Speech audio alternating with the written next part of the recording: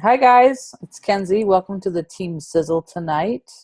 We're going to excuse Mark and Romy. They are gearing up to hit the road. So you get me tonight, which is exciting. We could give a couple of things away. Who knows? They won't know, so it's okay. I've got their box of goodies here. Tonight we are actually going to hear from Teresa and Luke, who were presented with the opportunity to go on the doTERRA sourcing trip. And they're going to be sharing kind of their journey about Diamond Club and about their trip. And then we'll open it up for questions and do some giveaways. So with that, Teresa and Luke, I'll turn it over to you. Wonderful. Hi, everybody.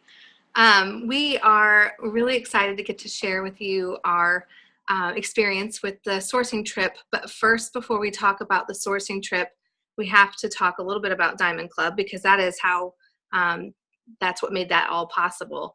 Our team got behind us, and we pushed hard for those 4 months and attended a lot of events and really grew in our relationships with all of our leaders. And we just can't say enough good things about Diamond Club. We did it 2 years ago in the spring, and we swore up and down that we would never do it again. No.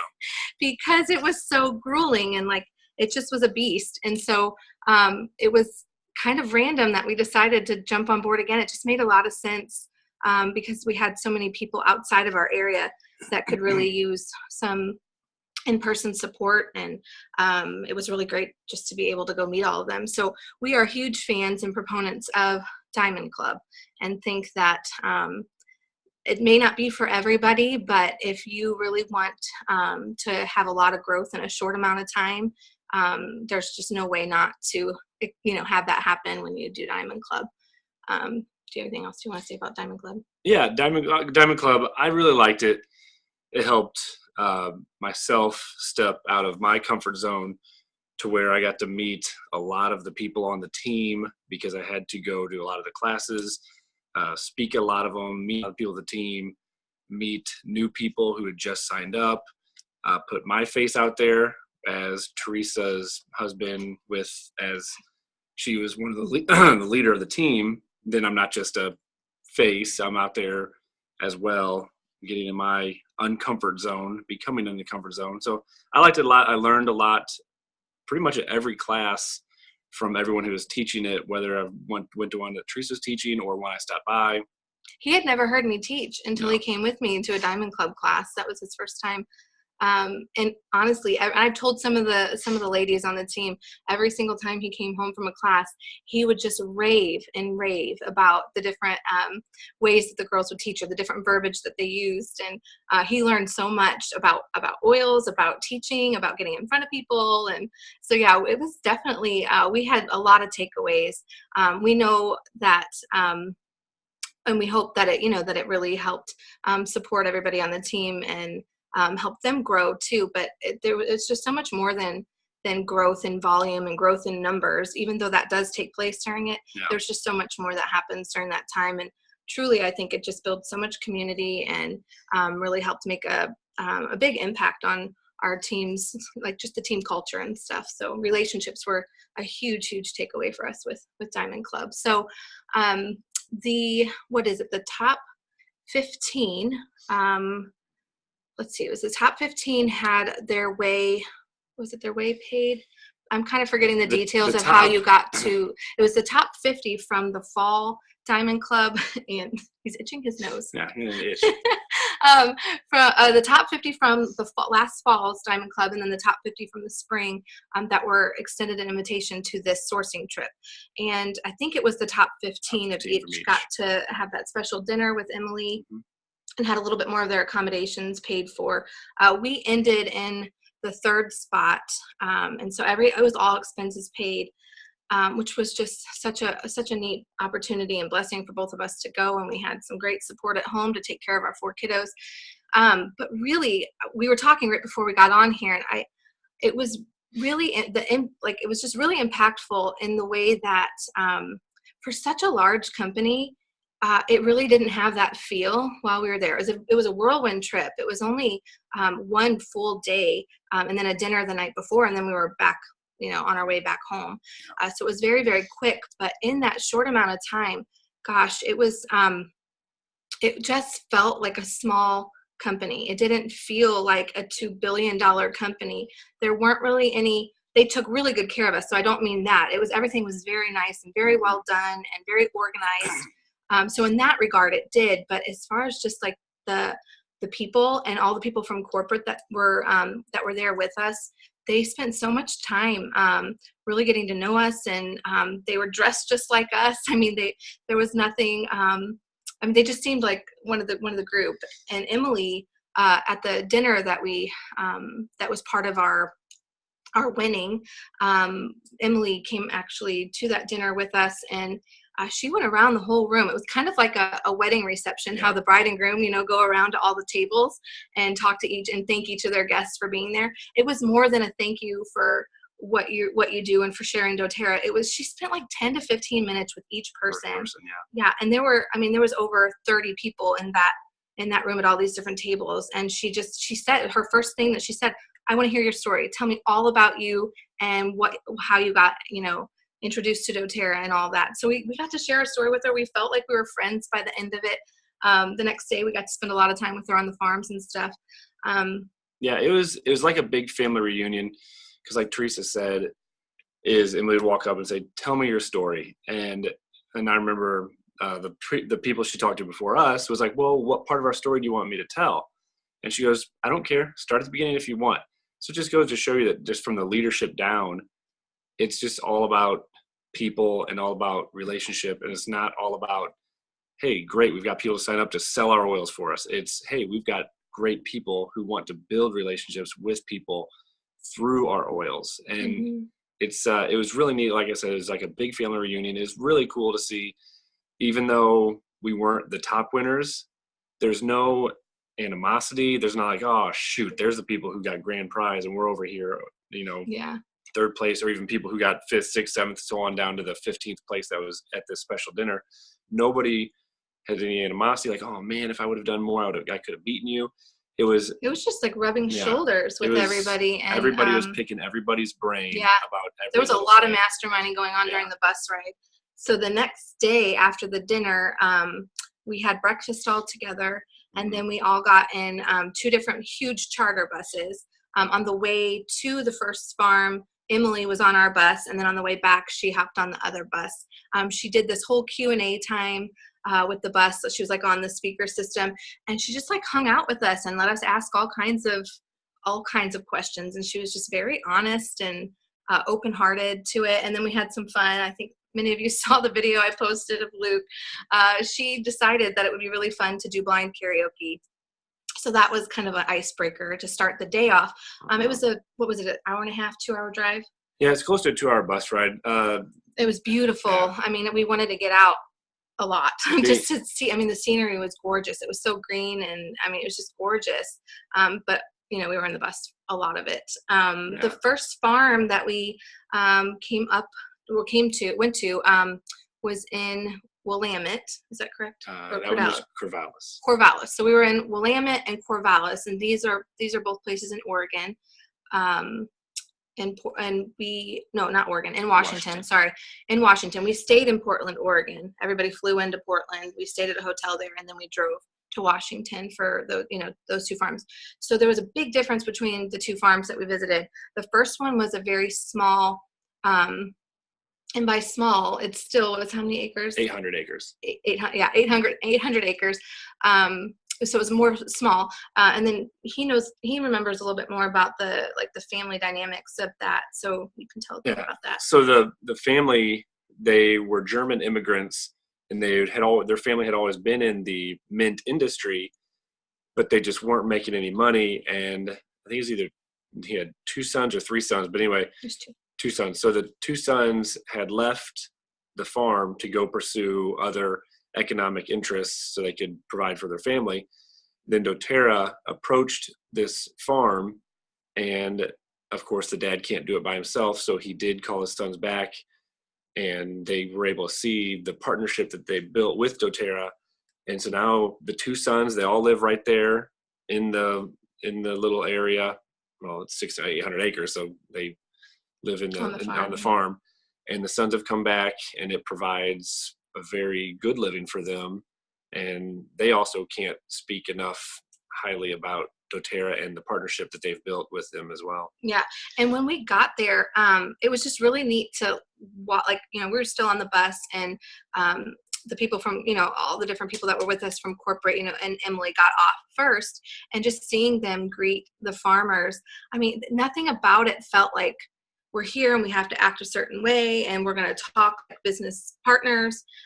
It was just like hugs and family. And she told us a lot about their story on our way there. So we already kind of knew a little bit of a background of how they met and the partnership that was built. But it was just like a big that was like a big family reunion that we saw happen between them too. So that was really neat. Even one of the son's wives was walking around with her baby, hanging out with everybody. We had a lunch in one of their barns. It was hot, but it was very nice. And so we got to check out peppermint. We got to also check out spearmint. Mm-hmm. While we were there, they were supposed to be distilling some peppermint while we were there, but when they checked it, it just wasn't quite ready for harvest. So I thought that was really cool to see too. And we hear all the time about, they pick things when they're ripe and when the constituents are just right and all that kind of stuff. So, I mean, we firsthand got to see, like, they had every intention of distilling peppermint for us to see, but it wasn't time to do it. So they were distilling something. They were distilling spearmint. So that's what we got to see. We got to see the whole process on this, small family run farm. So you'll get to see some of these pictures, and we can even kind of tell you about some of them. Here, grab that bottle. I actually have them right here. We got 2 of these bottles of the spearmint. You see that? And it just says Diamond Club sourcing trip, spearmint oil, Oregon. So anyway, that was really cool. I mean, this was straight out of the distillery 10. I don't know, Ben. I don't know the names of everything, guys. Cauldron. The cauldron. So we got 2 of those. That's kind of cool. But yeah, they even let us like put our finger in there and like smell it and lick it, and just like we were really like right there with the whole process of the spearmint. So they supplied some spearmint to doTERRA and the peppermint. They even had Roman chamomile was on their farm as well. So some of the Roman chamomile that doTERRA is sourcing, they're getting from this same family farm. It just was really cool to see all that. And we got to stand in the peppermint field, and they even let us take some with us if we wanted to. And that was really special. And then the next farm that we went to was just maybe another 30-minute drive, if that, was to a more, I guess in comparison, it would be more like a commercial farm, still family run. It's run by a brother and a sister. They own it. They had 8,000 acres. Yeah. No, it was a lot. 8,000 acres. 8,000. I don't know. It was a lot.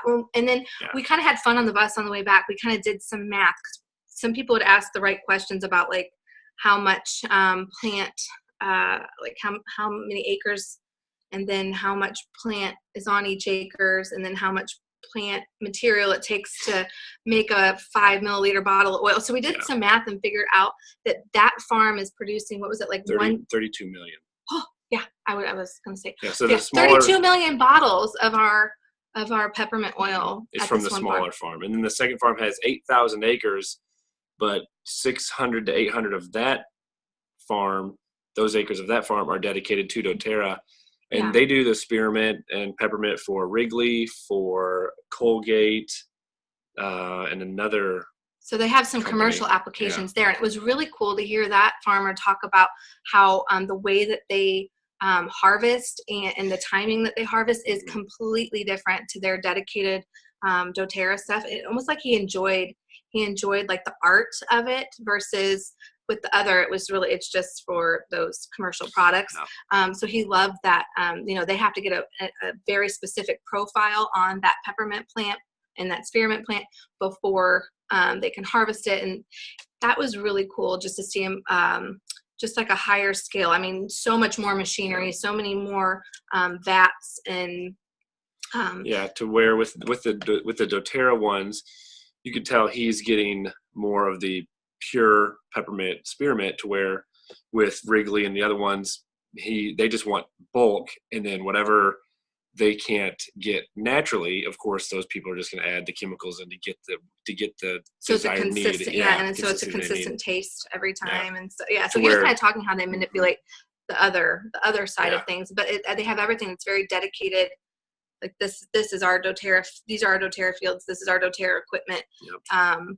But yeah, they were just very, very, not that the other ones weren't. They were just I guess because they're a higher scale farm, they were just really, really knowledgeable about farming, and that was really fascinating to see that. Again, it was still, even though it was a bigger farm and a higher scale, a larger amount of oil that they produced for doTERRA, there was still just so many hugs between the corporate people with these farmers, and Emily knew them very, very well. The farmer's niece is a blue diamond, yes, too, and so that was kind of in part Australia. A blue diamond in Australia is the niece to one of these farmers there in Washington. So that was kind of cool. That was one of their special connections to doTERRA. And doTERRA actually found that farm. They were filming. If you watch the peppermint video, it's on doTERRA.com. Their big peppermint video, that is on the smaller family farm. And when they were videoing that, they had a drone doing some aerial shots, and that is when they ended up noticing these big, huge peppermint fields. They zoomed in on it and realized it was peppermint, and found out who ran that farm, because they were needing to source another partner to sort, because doTERRA is growing so much. They're always looking for partnerships and different people to approach to partner with. And so I thought that was kind of a fun story, and how they got how they found that farm. Let's see.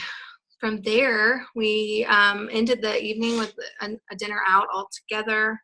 That was really enjoyable. I mean, it really was a whirlwind trip. It was a really long day out, but it just went really fast too. But ate it up and loved every second of it. Do you want to go ahead and share some of those pictures? Yeah, let me pull them up and make sure. I'll just share them in the order you send them to me, if that's okay. Okay. I think I probably put them in order from the smaller farm to the bigger farm. Can you see my screen? That was our dinner night. Yep. That was at the dinner for the top 15 fall and top 15 spring winners. So just tell me when to click and I will. Oh, click.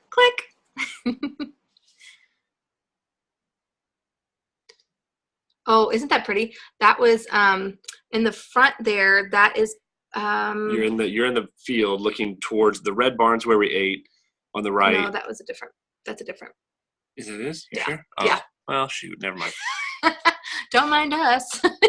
That was just, we saw that off in the distance. So right up front, that was peppermint. No, that was something else. Peppermint was out in the distance. It was just a pretty shot, guys. Go ahead and go to the next one. Oh, this was neat. So this was more of, okay, so that garage there, the first entry there, what would you call that? It was like a memento, not memento. What am I trying to say? Like a memorial? No, I don't know. It was like a mock, fueling station. Well, the fuel works because that's where they fill up their trucks. Oh, it actually works. Well, look at that. Yeah. So I didn't ask that question or hear that answer that was really a filling station. So that's that's where they fuel up on stuff. But in that first room, they have some equipment to be able to test. It's just a whole GCMS. They were taught kind of hands-on taught. One of the sons in particular, he's kind of in charge of the oil side of things, and so they can on the spot run some testing on the plants or on the oil out of the plants to see if it's ready for harvest, if it has all those markers that they're looking for and the right levels of each marker and that.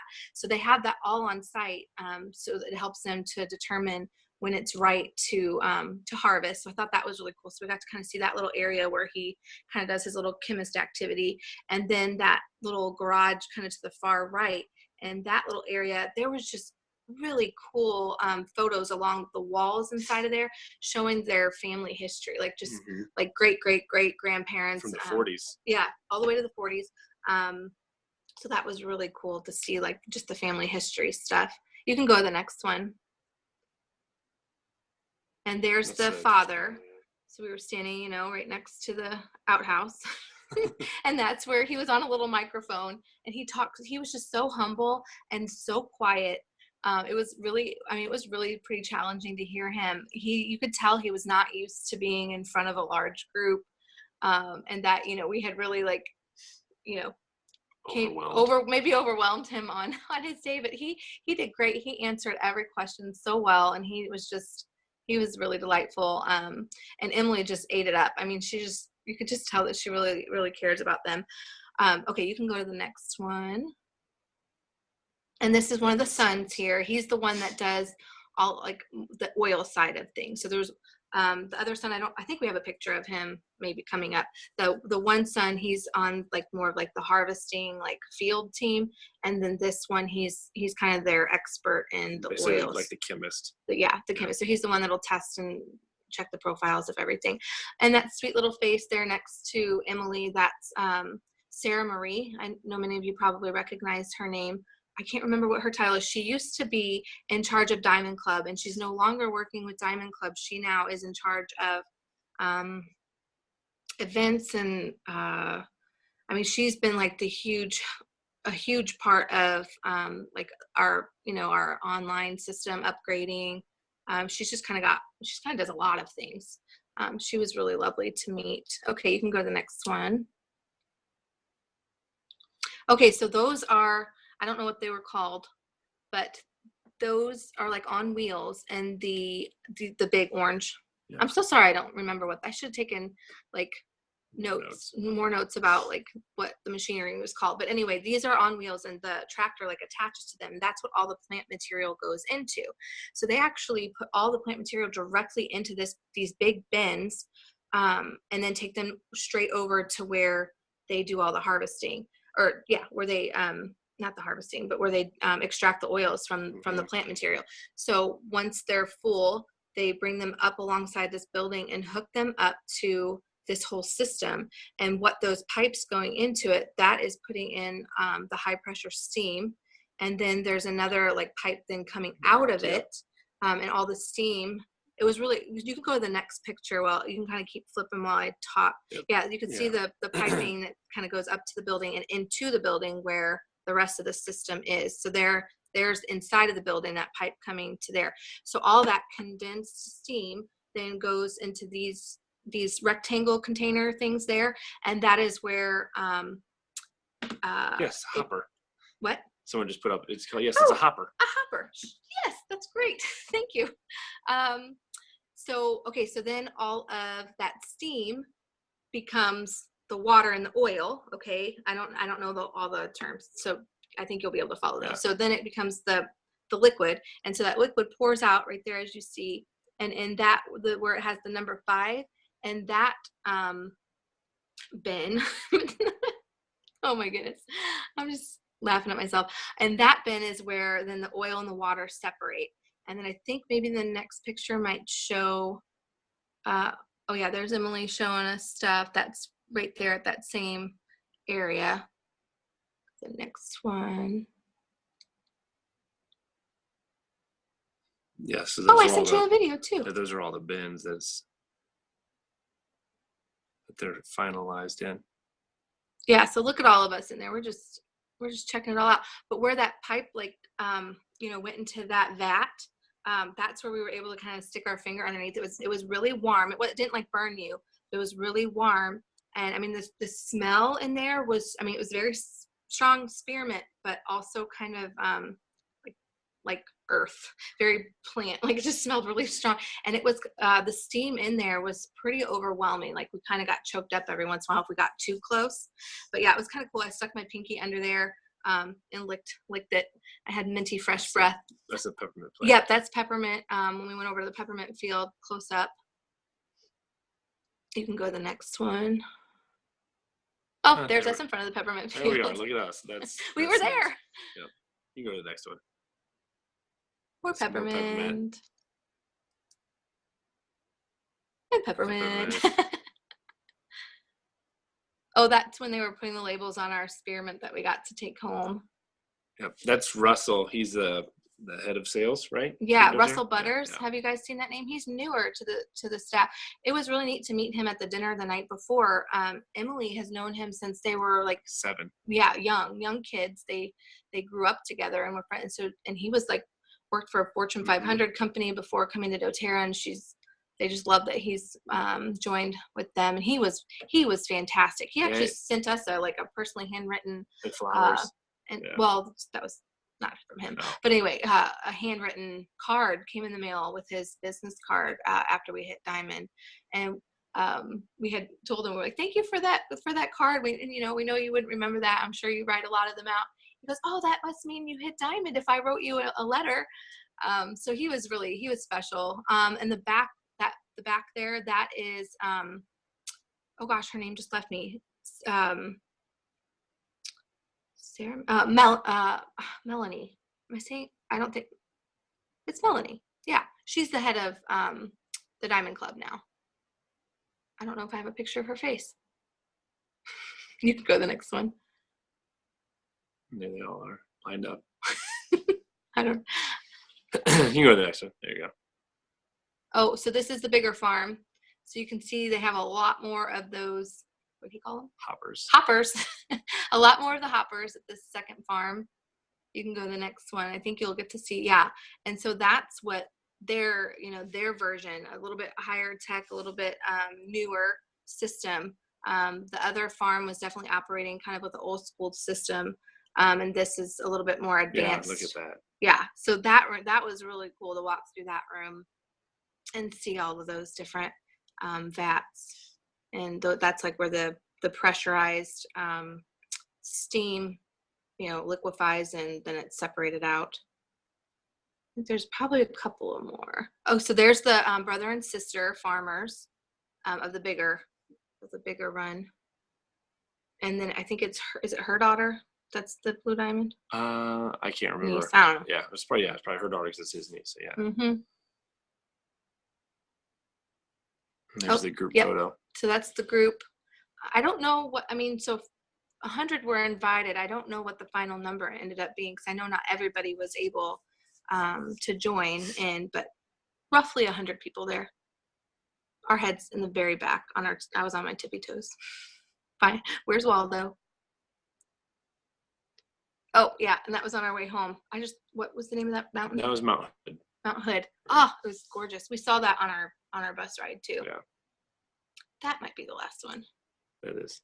Awesome. Thank you for sharing those and helping me. You're welcome. I'm not very tech savvy when it comes to these things. I'm learning. But I think that kind of concludes our experience with that trip. And so they did decide to do it again. So this was their first one. They had never taken a group out on a sourcing trip like this. This was a brand new thing that they introduced.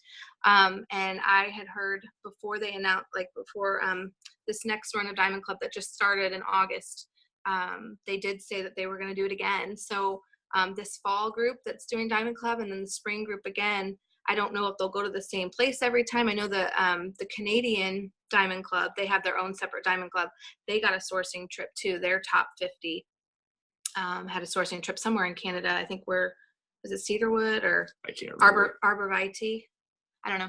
Anyway, so I think it was a big success. They got a lot of great feedback, but man, we enjoyed it, and it really I think probably again just like our biggest takeaway and our probably our favorite part of the experience was just how family it felt like. We just really felt like we were a part of something really special and really big, and we already knew that, but it was just another tangible way to really just feel like we were we were valued and just a part of a really big mission and vision, to be able to partner with them. And yeah, it was really great. Yeah, and it was neat to see how doTERRA's invested in us all as wellness advocates by going out and partnering with some of the top farmers that they believe can do the best to get the quality that they pursue for their oils, and not just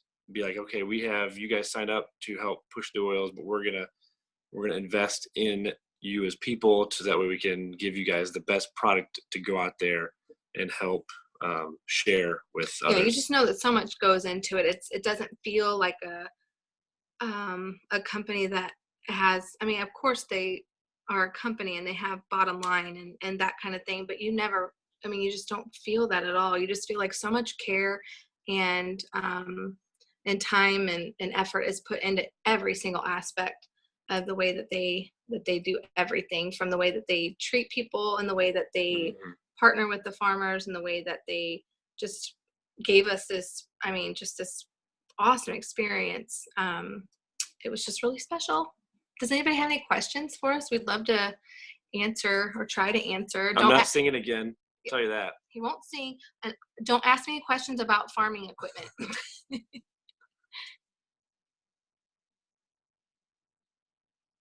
Will you be able to see it? Oh, there's Iris.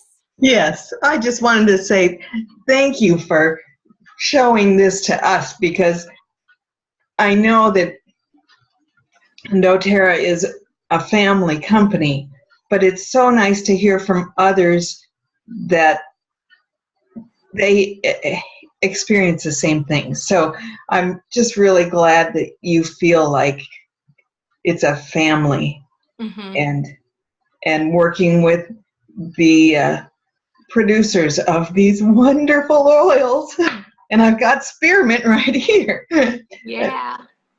It's just, it shows how much everyone works together and cares about each other. So thank you for that. You are welcome. And we just feel like we should be the ones thinking, of course, our team, and we do. We just are so appreciative of our team that got us there, to be able to see such, I mean, it was just so cool to see that hands-on and see that up close and personal, and be able to really feel that connection and that family feel. Even at convention, when we all go to convention, of course, there's 30,000 people practically there. And so even then, we always have gone away from it feeling valued, feeling a part of something bigger than ourselves. But it still always had that small company feel, and that obviously comes from the executives. It just trickles down because their hearts are so big, and they're just so genuine when they share. So to get to it, like, we've experienced leadership, we've experienced convention, and then to experience something on a smaller scale and have it feel exactly the same as those big things is so, like, I mean, it was just really special. I don't know how else I can't really eloquently even describe what an honor it was to get to do that. Yeah. It's almost enough to make me want to do Diamond Club again. No. We're not eligible anymore, which is really exciting. So we just want to cheer on anybody on our team that wants to go for it, and we will support them wholeheartedly. There was a question that came into the chat from Mike. It says, were there any tips or ideas that came up during the bus rides that are worth sharing? Not so much on the bus rides, because it was more you might be talking about when we got to the Q&A. That's what I'm saying. Yeah, because a lot of people weren't asking Emily questions on like, hey, how to do this with the business or how to do that with the business. It was more about, of course, there was a couple questions about the whole lawsuit thing. She didn't go too in depth about that. She was so gracious with all of her answers, though. But there was a lot of tips and ideas that we learned from other people in Diamond Club. Like the lady who ended up winning, she has rented out a storefront and put signage in the window. And so it basically, and she gave all of her leaders on her team that live in that area the security code, and it just gives them a place to have classes. And then so they have their calendar. So then when they meet with somebody, they can say, okay. They just share a Google Calendar so that they're not complicated. But it's a great, like, public space for them to have classes and events, and even go up there for one-on-ones. I mean, we were taking notes, and we built a friendship with them, and we're Facebook friends now. They were a really special couple, and they just reached platinum, And yeah, so we're kind of excited to keep watching them grow and cheer them on, because they were really special. They have a really big family. I think they had seven kiddos. So there was a lot of that kind of like, rubbing shoulders with other wellness advocates and really gleaning a lot from one another. There were, so there was only at that time rumors about BOGO, and so people were really trying to pull on Emily to confirm. And her response, she was so funny. She goes, "I can neither confirm nor deny that there will be a BOGO week." Yeah. So that was really cute. Yeah, there's a lot of those types of questions on the bus ride. There were some questions that we couldn't even hear though, because a lot of the questions bus was so big. a lot of the questions were, how did you guys get purple as your color? How did you come up with the name doTERRA? How did you do this? How did you do that? And so those were those kind of questions. But the tips that we learned were mostly from the dinners, the breakfast, the lunches that we had with the other wellness advocates, just to bump heads and say, hey, how did you succeed? Or, hey, how do you overcome this? Or how do you do that? That's where we learned a lot of the tips, and it's from other people. So, and like I was saying with that storefront, they all share their calendars. So if you're meeting with somebody who's not a wellness advocate and they say, oh, well, Tuesday doesn't work for me, then they can say, okay, well, Sally is teaching a class on Thursday. Will that work for you? Sure. And so it just kind of doesn't give people an answer, a way to say no. So that's probably the main thing we took out was the idea of a storefront. We would love to make that a goal for us. It's For kind our of team, gone on to our vision board to get to a point where we can finance a space like that. I don't know about the other teams around the country on Rockstars, but that is definitely something that comes up a lot, is having a public space that doesn't cost an arm and a leg and has the right hours and the right, just the right space for a group, the right setting and all that. So we would love just to take that pressure off of the team and have them have a space to call their own and take ownership of with us. And anyway, that was probably the main one we took away. Yeah. Awesome. This was really cool to hear about. I'm excited that you guys were able to kind of regurgitate your story for us. I think it's really motivational for people who, are in Diamond Club. It's just starting right now, and there's several people on Rockstars that are participating. So, oh, fantastic. That's the sites to focus on something and go for it. Yeah. We hear a lot about the Diamond Club trenches, right? It's nice to hear about the glorification at the end. Yeah. Yeah, there are a lot of trenches, but it's good. It is so good. It will grow you. It will stretch you. You'll have nothing else can. Yeah, you'll have every emotion. I mean, one day you'll be as high as a kite. The next day you'll be crying in your pillow. The next day you'll be screaming anger. The next day you'll be screaming happiness. Honestly, this run of Diamond Club, I don't remember feeling angry ever.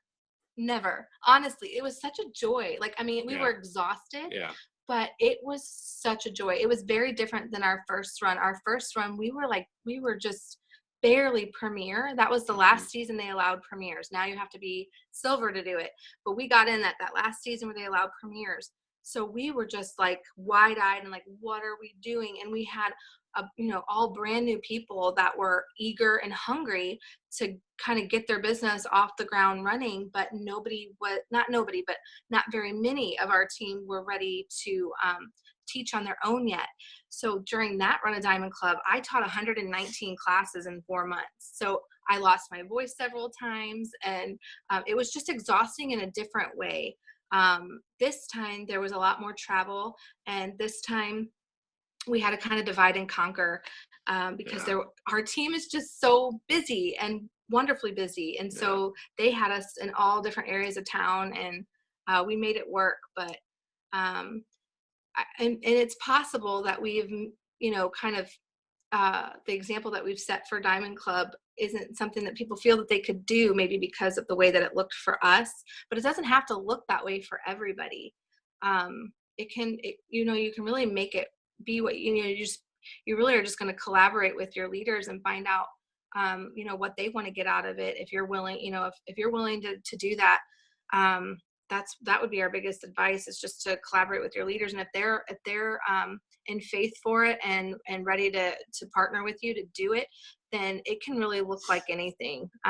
You could do the bare minimum, which is doable. It's a stretch even, but the bare minimum to continue on each month is a lot different than what it looked like for us, where that just got crushed because of the activity of our team. So we hope that we haven't scared our team from doing it, because it doesn't have to be that busy or that crazy.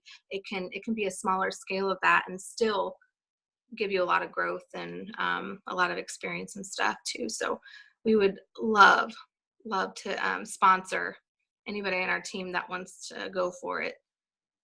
I think you're frozen, so I hope we weren't frozen. Can you still hear us? I can still hear you. Yeah. Oh, there you are. Okay, you were frozen with a smile. You looked great. Great, thanks. You know how sometimes you end up frozen, like looking right. silly. That's awesome. Does anyone else have any other questions before we let these two go?